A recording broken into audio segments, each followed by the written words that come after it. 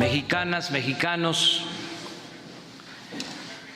la transformación está en marcha.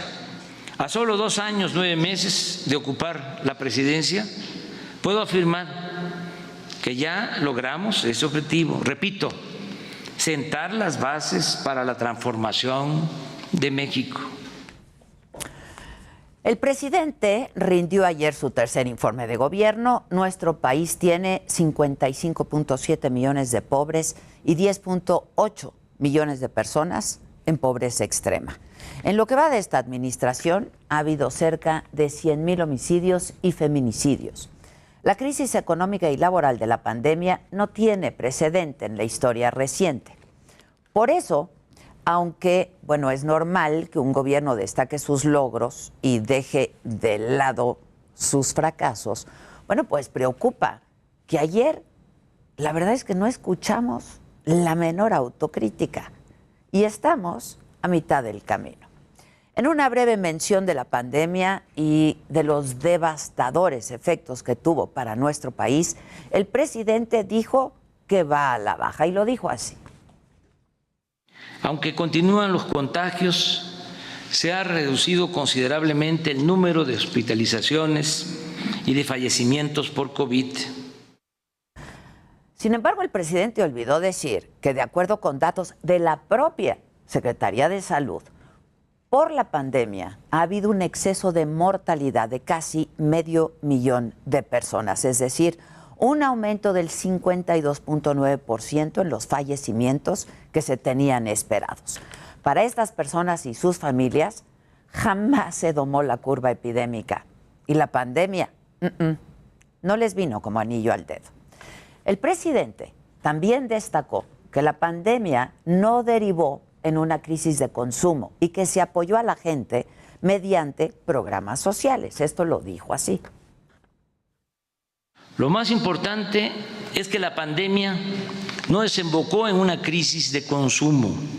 A partir de la pandemia decidimos reforzar los apoyos sociales, ampliando el presupuesto destinado a la gente.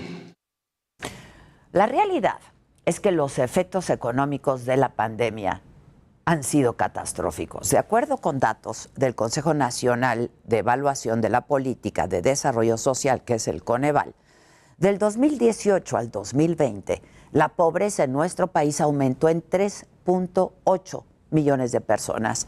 Si bien es cierto que México no incrementó la deuda pública a hacer frente a la crisis derivada del coronavirus, en el 2020 nuestra economía se contrajo 8.2% y todavía faltan casi 200,000 empleos formales para recuperar el número de trabajadores que había registrados ante el IMSS antes de la pandemia. Aunque son muy positivos los programas sociales, son insuficientes. Pese a los hechos, el presidente literalmente presumió lo que él considera como los logros históricos de su mandato y remató con una frase muy suya.